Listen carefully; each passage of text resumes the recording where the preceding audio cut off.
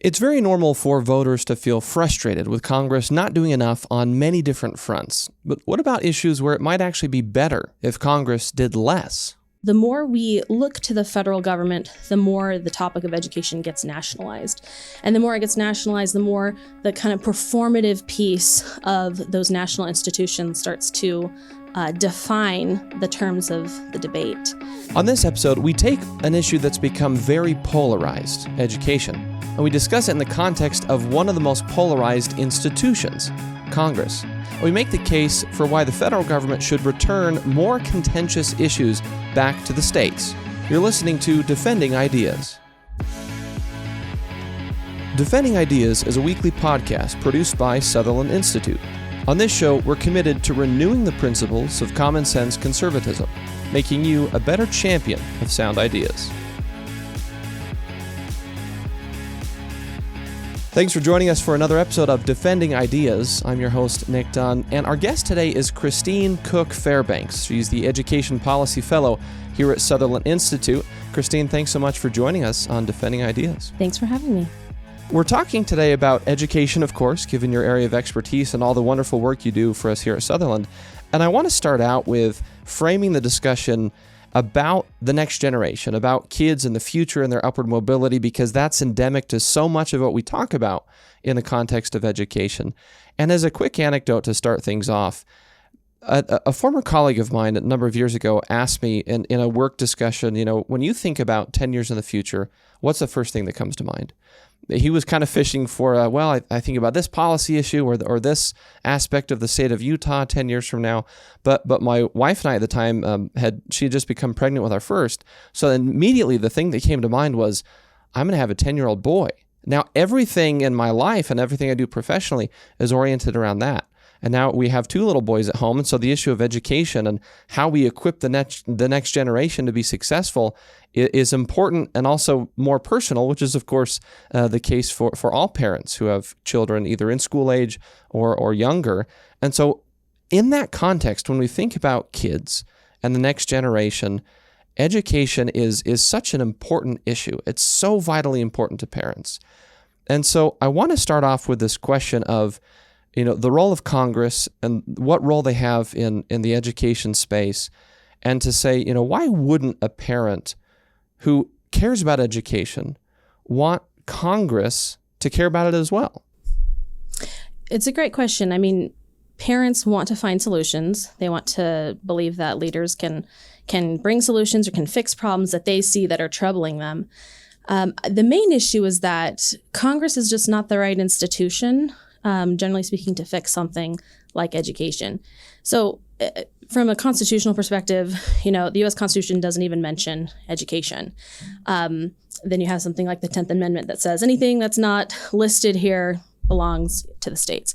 But even aside from that, practically speaking, Congress is not the right institution. Education, if you think about it, happens naturally all the time, right? Parents to children, they're constantly teaching. It's a very human-centric, one-on-one sort of endeavor. It's really hard for a big, clunky machine, lawmaking machine, far away to understand the nuances of not only your state, but maybe your district or even your child. Frankly, leaders should in Congress understand that and try to pivot back to states wherever they can. So some of the context for this, you wrote recently an opinion piece for Utah Policy where you're diving into this issue, talking about the role of Congress as it relates to education. And essentially you make the case that, look, for a number of reasons, as you've alluded to just now, Congress is probably not the right place to have discussions about education policy. And one of the things I wanted to ask is, we're talking about this in part through the lens of polarization, that Congress is kind of a polarized institution. That's probably no surprise to any of us. But also the issue of education seems like it has become more polarized in recent years. So I'm curious as to your take on, number one, is education more polarized now than it was 5, 10, 15, 20 years ago? And if so, why? What's driving that? I think definitely, yes, it is more polarized. I mean, in the past, education was sort of seen as this less partisan issue. We could agree on some fundamentals about what it's for. I think it's a little bit of a cycle. The more we look to the federal government, the more the topic of education gets nationalized. And the more it gets nationalized, the more the kind of performative piece of those national institutions starts to define the terms of the debate.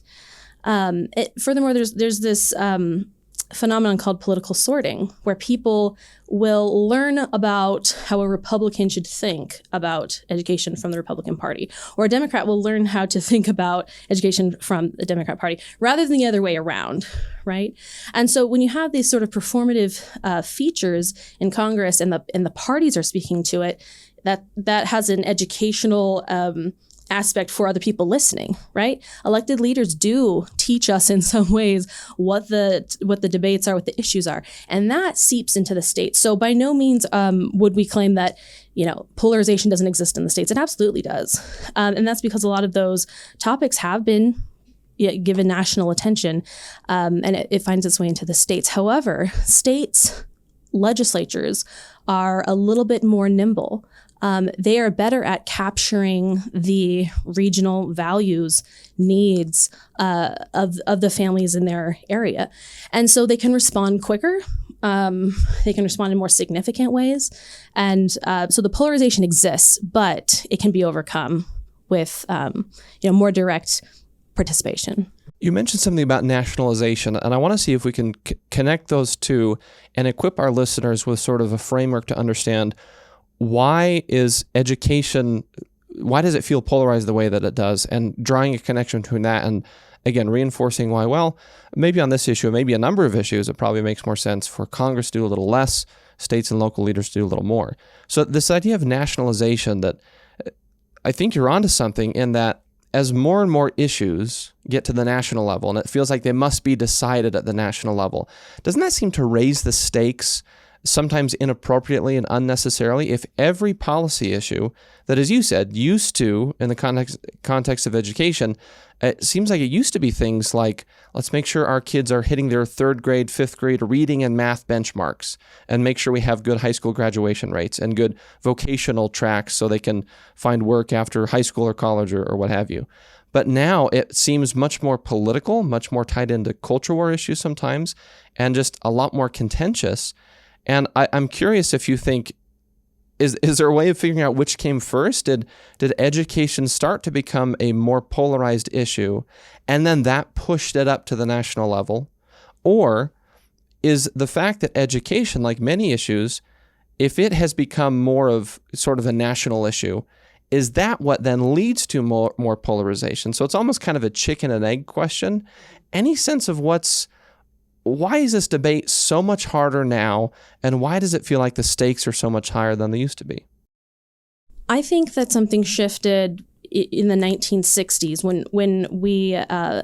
when Congress passed the Elementary and Secondary Education Act, so ESEA, in 1965. That really changed how we viewed Congress and education. That was probably the biggest step or intervention in education that we'd seen up to that point. Congress had obviously been legislating in education before, but it maybe had a bigger role in higher ed. But this was, your kind of K through 12 funding vehicle. And it has set the terms of education ever since. It's kind of the framework. It gets reauthorized every few years. Some of the biggest and most controversial education debates have come through the reauthorization of this bill, including No Child Left Behind and beyond. So I think that looking to the federal government, legitimizing it, allowing it to exist there, has focused, brought our focus and our attention to our congressional leaders and say, hey, how are you going to fix this? What are you going to do when you reauthorize it? What's your vote going to look like?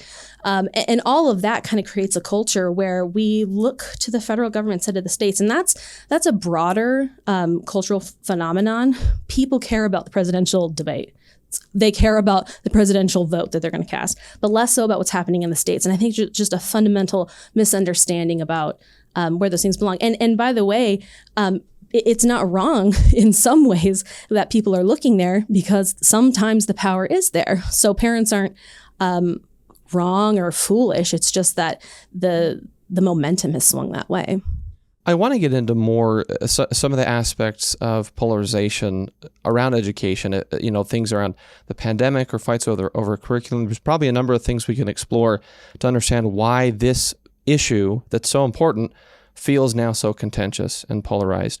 But I want to touch first on, before we go to our first break, you touched on it briefly, but some of the things that Congress has done over the years. What other things should listeners be aware of in that context of, well, maybe it kind of started with Congress getting more and more involved in recent decades, passing significant education legislation.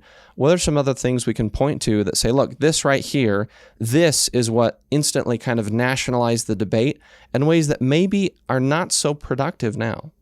No Child Left Behind is a great example. That was this bipartisan bill, backed by the Bush administration. It seemed to have some promise, but it ultimately got into the education minutia, right? So it told states they had to come up with more rigorous standards. It required testing in specific grades. It said you had to have highly qualified teachers, equally allotted in poor and wealthy schools. It just kind of got into the weeds. And more importantly, the sanctions of it also got into the weeds. It said, hey, if you're not making progress, you have to let kids transfer schools. Well, you don't know if the open enrollment policies exist or what they look like in a state. You have to offer free tutoring. How do they go about doing that? There would be really sometimes invasive turnaround strategies, turning schools into charter schools or shutting them down completely. And stakeholders on, if you want to say left and right, or just stakeholders in all different ideologies, had major heartburn with this, right? And it said, who are the feds, or who are who's Congress to tell us how to do all these things that we've been handling before? So that sort of set this precedent. We've never really been able to come back from it. There have been reauthorizations that intended to kind of strip that back, and in some ways have, but we've never had more federal intervention in education ever since.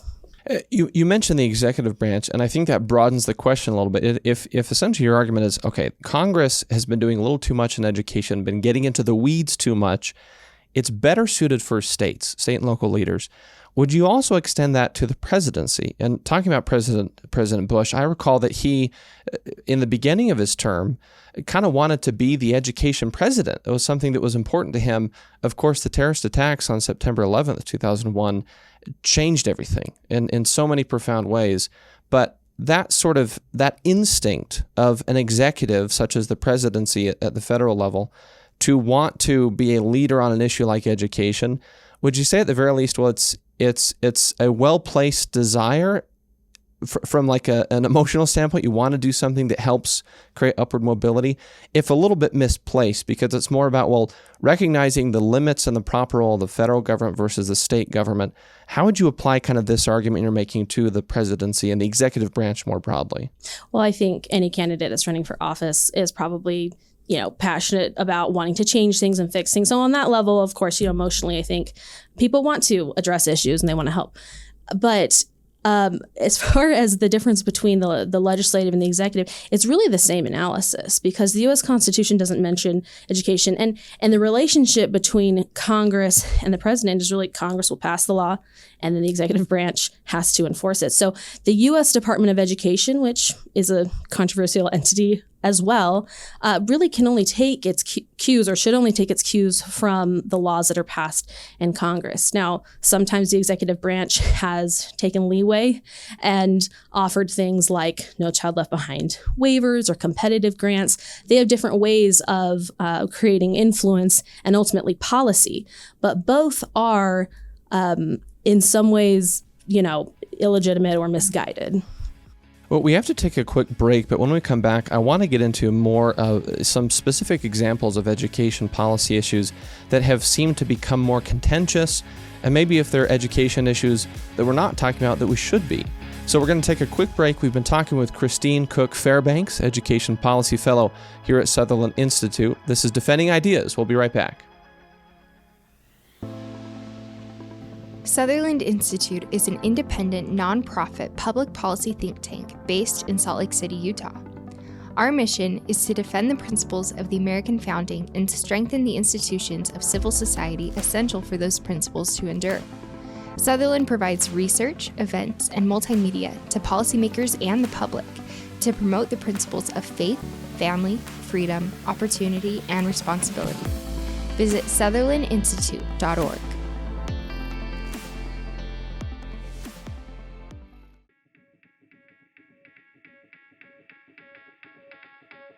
Welcome back to Defending Ideas. I'm your host, Nick Dunn, and our guest today has been Christine Cooke Fairbanks. She's the Education Policy Fellow here at Sutherland Institute.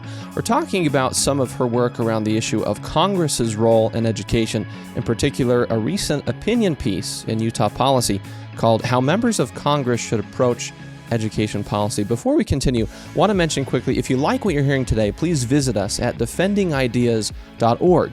You can find short clips from this episode that you can use in your conversations with friends and family, share it on social media. You can also subscribe to this podcast on any of the major podcast platforms, wherever you like to get your shows. Christine, to continue where we left off, this idea of education policy being polarized, and because it's kind of pushed up to the national level, it seems really hard to get things done. And I want to focus just for a moment on the polarization question that we talked about in the last segment. What is really driving it? We talked about nationalization having a role, but are there specific things that you think are relevant flashpoints, whether it's pandemic or curriculum or other things? What should listeners understand about this is why the debates around education policy today feel a little bit different than they used to in a polarized way? What are the things we need to be aware of there? Yeah, I think different ends of the political spectrum or ideological spectrum just have different priorities. So some of these culture war issues that come out, whether it's race or gender, on the right side of the spectrum, kind of culminate in this parents' rights issue. Do they know what's being taught? Can they see the curriculum? Are they being informed about what's happening with their child in school? On the left, I think there's still a priority of the marginalized groups, right? Or increasing funding. And it's not that there can't ever be overlap, but they're just different, and the priorities make them sometimes at odds. It's interesting that you frame it that way, that sort of right and left are both maybe feeling equally polarized and worked up about the issue of education, but coming from different vantage points. Is that a function of, again, to paint with a little bit of a broad brush, the two sides kind of talking past one another? Is it just that's yet another symptom of how polarized things have become? Why do you think it is that folks on the right and folks on the left are polarized, but on sort of different issues or different frames with which they approach education? Well, I think there is, and I will say this, I do think there is some overlap. I mean, I think that at this point, people understand, for instance, the benefits of some standardized testing. Nobody likes over-testing, right?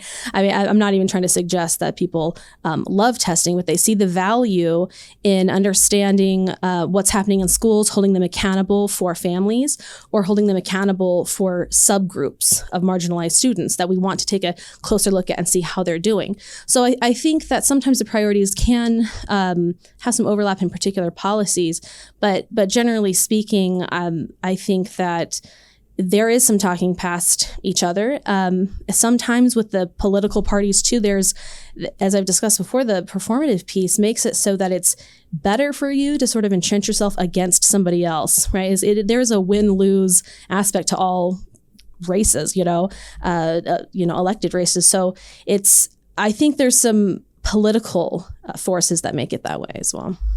I want to see if we can identify for our listeners, what would you say is the most contentious issue in education debates today? And let's give the folks out there a path through it. Here's the big fight. How do we make progress on it? How do we turn down the temperature, but still advance ideas that are worth defending in the context of this particular education debate? Yeah, I mean, I think different groups have a very different feeling about what the function of education is, right? And I think part of the problem is that, generally speaking, the vast majority of students are all part of the same system. So everybody's fighting. It's kind of a zero-sum war of who gets to influence that system, because they're all students are kind of running through that. I see the path forward with education choice and options. That alone can be very contentious. But I think at this point, more and more people are seeing it as inevitable. The pandemic changed that. People needed options, saw that they could actually adopt them, and now in some ways want them, right? And so if you have options, you feel less, I guess, ferocious in some ways about how to influence one system, that I have to win this or else my student will suffer in some given way. So really, I think that as much as that has been a contentious issue, I think it's growing in popularity, regardless of demographic, and that will change some of that dynamic. I want to draw a connection between what you're saying and a previous episode where we had Beth Akers from American Enterprise Institute on, who also is now a monthly feature contributor to this podcast through a Defending Enterprise segment. And she and I were talking about this idea of market forces being able to help address a lot of the big policy issues today, that in some instances it might be taking market principles and applying them in a marketplace, so to speak, where there's still a strong government role. And it seems like this is a really good application of that, because if you look at education, the whole concept behind the education choice movement, there is still obviously and importantly going to be the role of publicly funded K-12 schools. The vast majority of students use that option, if I'm understanding correctly. But if we can sort of inject some of these market principles where essentially we're going to parents and saying, look, you should have more options, more choices to be able to put your children in the best environment for their flourishing. Is that a fair analogy to say, let's take a little bit of free enterprise spirit and inject it into the education system, not only to have better outcomes, but maybe really help address some of these polarized fights we keep getting mired in? Absolutely. And I think the early discussions around charter schools kind of shine a light on this. I mean, some would say that charter schools, and early on, they were very bipartisan supported. In fact, in some states, they were led out by some Democrat state leaders, teachers union leaders, and things like that. So some would say, they were there to really just innovate the public system. And others would say that they were there to have a healthy dose of competition. But either way, I think the important point is that choice does not have to be just private school choice. It doesn't have to be sort of this education savings account voucher debate. Choice in its broadest sense is respectful of parents and what they want. And so, it could be the public school. It could be the public school in a different district and you access it through open enrollment. Charter school, a virtual charter school. Some people feel like they're homeschooling when they do that, but it is still publicly funded. It could be, that you use an education savings account. It's still part of the public fund a system in that way, but you're accessing different options. Some people want out of it entirely, and a true, homeschool environment where they don't take any funds, they don't have any help, they want to do it themselves. So all of those things are part of choice. And so it is healthy in sort of that competitive way, and I think it is the market forces analogy that you're describing. It seems like we're kind of leading to, in some ways, the next question as we round out this segment before we take another break. But shifting from, okay, what's contentious? Where are the fights? Now let's focus in on what's the most important issue in education policy today that parents should be engaged in, policymakers, teachers, and that our listeners should be aware of if they want to help have these kinds of conversations with their family, friends, and neighbors, and as voters to improve education. What's the most important issue that maybe as a society we're not giving quite enough attention to? I would say education choice. I mean, as I mentioned, it's growing anyways, right? But there are still many states that haven't taken the lead on this since the pandemic. I think that it will eventually make its way there. But any of these cultural issues that we brought up or mentioned, I think so many of them can be addressed through having options. And so I think it takes the temperature down a little bit. Certainly there are questions about funding and who it impacts, and that's always going to be a debate. But I think philosophically, it can be the way out of some of these fights. We need to take another quick break. When we come back, though, I want to ask you about this concept of pulling issues back from Congress and sort of empowering state and local leaders in a greater way to address some of these issues and get into some specifics of, can we really convince people that, hey, states can do it better, and here's why? So I want to get into some detail about that right after the break. We're going to take a quick break. You're listening to Defending Ideas. Our guest has been Christine Cooke Fairbanks here at Sutherland Institute. We'll be right back. For a deeper dive into the issues you care about, read Sutherland Institute's official blog, Insights and Takeaways. You'll gain deep insights from policy experts and relevant takeaways voters need to know. Visit sutherlandinstitute.org.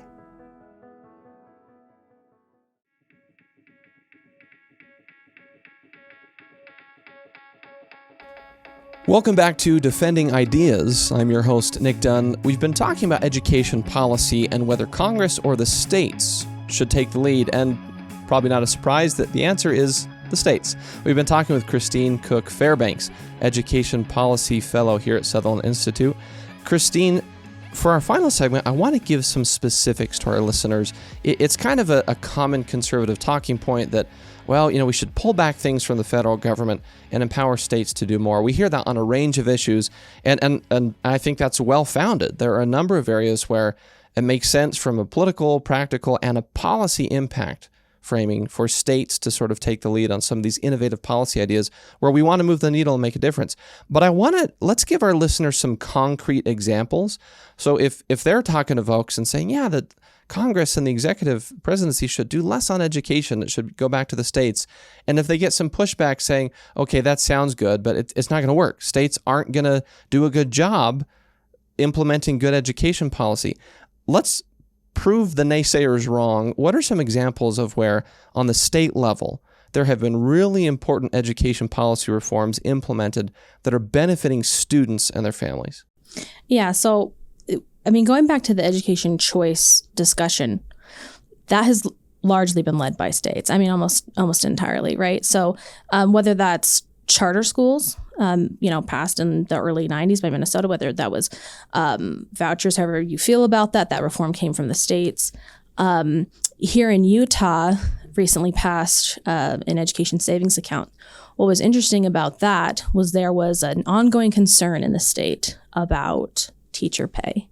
And the governor even signaled that he was not going to move forward with an education choice bill, even though he was philosophically supportive of that. But he wanted to make sure that teachers were being paid fairly. So he said, I'll only do this if you combine the two. That's the power of having states be able to look at the specific needs, the ongoing debates of that area, and being able to address them with compromise. It's not to say that the issues aren't polarizing, that they're not contentious, but the solutions are far more fitted to a particular region. Another example, I think, it's sort of this compare-contrast really, is the issue of standards. So Massachusetts, well known for having some of the best standards in the United States, right? Their student outcomes are increasing. People look to them as sort of a guide or a template. Then you had this discussion about Common Core standards, right? That came out of Race to the Top, which was a federal initiative. So they would say, hey, we'll give you this money if you adopt some of these reforms. One of them were these career-ready standards. In the end, they weren't created by the federal government, but they were incentivized by the creative government, which were Common Core standards. The pushback on the Common Core standards was enormous. So even for those who thought they were good or fine, felt the impact as well. And for all the states that hated it, eventually would repeal them or soften them over time. And so even just seeing how Massachusetts was able to lead the way, be a leader, somebody that would, highlight or be a light for other people versus the federal government that brought contention and backlash for years after that.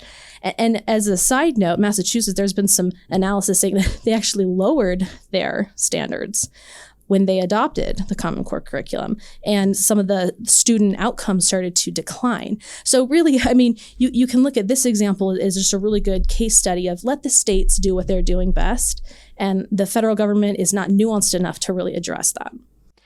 I want to pinpoint something, because when you talk about the Utah Fits All program, the education savings account that was passed in Utah and how it was coupled with teacher pay, there's an important principle there, an important message. And as you can articulate for our listeners, the debate around education choice and things like education savings accounts has felt, as an observer who's not an education expert the way you are, it has felt so much like it's framed in polarized terms, saying that either you stand with public education or you don't. And that if you support ESAs, if you support education choice and options, that somehow you are anti-public education. And for the vast majority of folks who are saying we need more choice and options for students, that's simply not the case. This seemed to be the first time, at least in Utah, and one of the sort of, in a handful of first times throughout the nation, where in terms of legislation, that message has been rebutted, saying that we can value both our publicly funded K-12 system and additional models that can help supplement learning opportunities for students. Both of those things can be important at the same time. This legislation seemed to do that, and it always helps when you can put dollars behind something to prove that you mean what you're talking about. Do you think that kind of message is going to be persuasive? And how can we help persuade maybe the folks who have been a little bit cagey about school choice and things like that? Say, look, approaching it in this way, the way that Utah did it, shows that we want to sort of lift the entire system up and continue to make improvements. We're not trying to pick one thing at the expense of the other. Yeah, and I think part of it is even the language that we use. I mean, I'm not even talking about just leaders or elected officials, but how we talk about it. You know, sometimes there's this idea that if you are for education choice, then you want to destroy the public education system. And some people speak about it in those terms, but that's not necessary. I mean, if you fundamentally believe in the concept of choice, there's no need to go there, because one of the choices could be the public education system, which, by the way, the majority go to and probably will always have the majority go to. So you want that choice to flourish and be as high quality as possible. And so Utah also has been a leader in bringing together disparate voices and saying, hey, we can actually work this out. Some people think that they are strange combinations when they actually get into legislation. But the point is, you can actually sit down and say, hey, let's talk. Let's pass something that benefits multiple people. We don't have to have this idea that one has to destroy the other. That's simply just kind of a false choice. It seems that the core theme of that issue, the core theme of education choice, is broadening the base of opportunity and upward mobility for Utah students. And to draw a connection between that and another issue that we're working on here at Sutherland is the issue of the success sequence. As a reminder for our listeners, the data that shows that 97% of young people who finish their at least high school education get full-time work, and if they're going to have kids, wait to do that until they're married. 90% of the folks who did that avoid poverty. And you've done a lot of work in writing around how do we actually instill this idea in kids. Can you talk about that briefly as maybe not the only, but a next frontier of education policy to, again, help more and more young people be equipped with what they need to be successful as adults? What's sort of on the horizon for that in the realm of something a state like Utah could lead out on in education? So the success sequence, especially as you described it, is really compelling. It's very interesting, and people are usually excited about it when they learn about it. Sometimes there is this feeling that, okay, you can teach that, or you can let somebody know that, but how do you actually support them in that?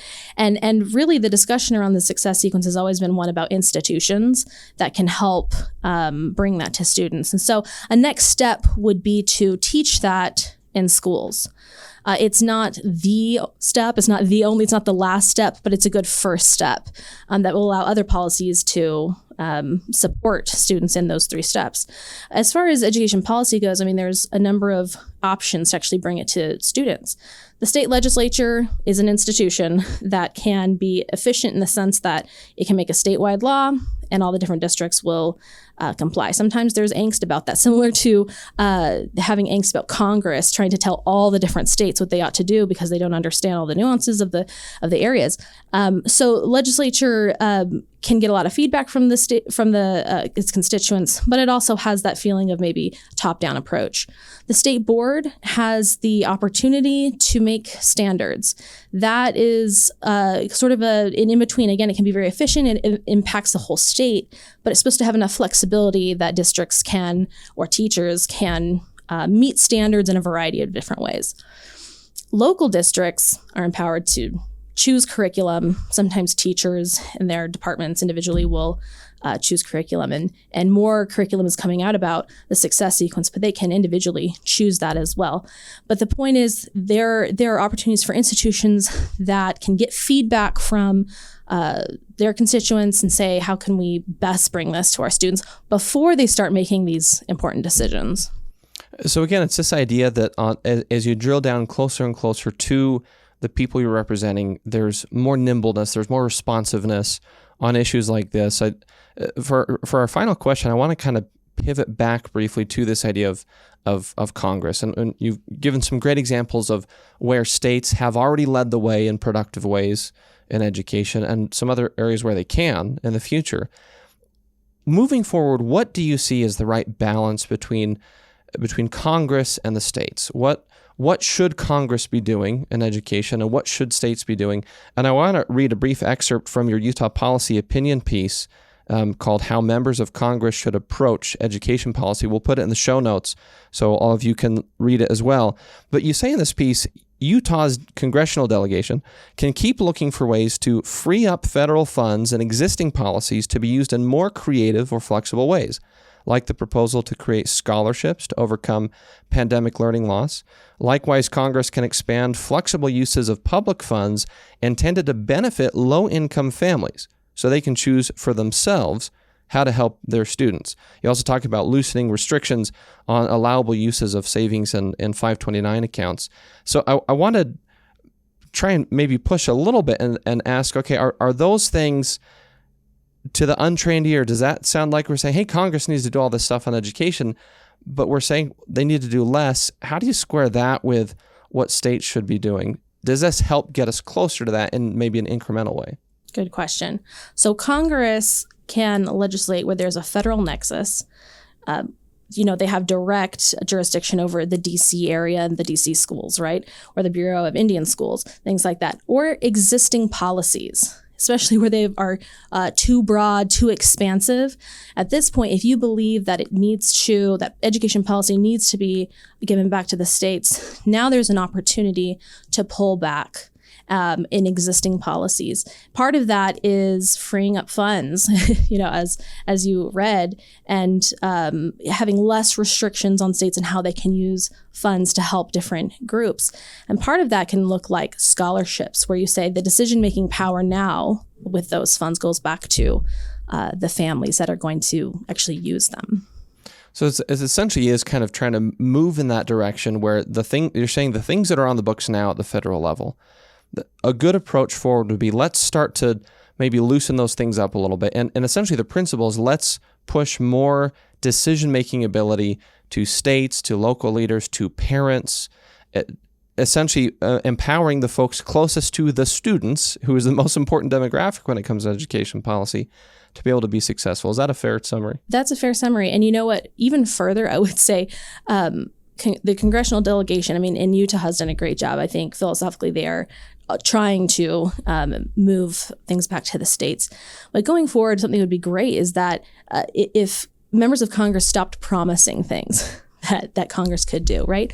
It's natural, especially when you're running for an office, people are going to ask you, hey, what are you going to do about this? And it's tempting to say, I can fix that for you, But really there is sort of this educational piece when you're running, or when you have one of those seats, to say, hey, this actually belongs at the state level, and to not promise to get involved or to fix something that you ought not to.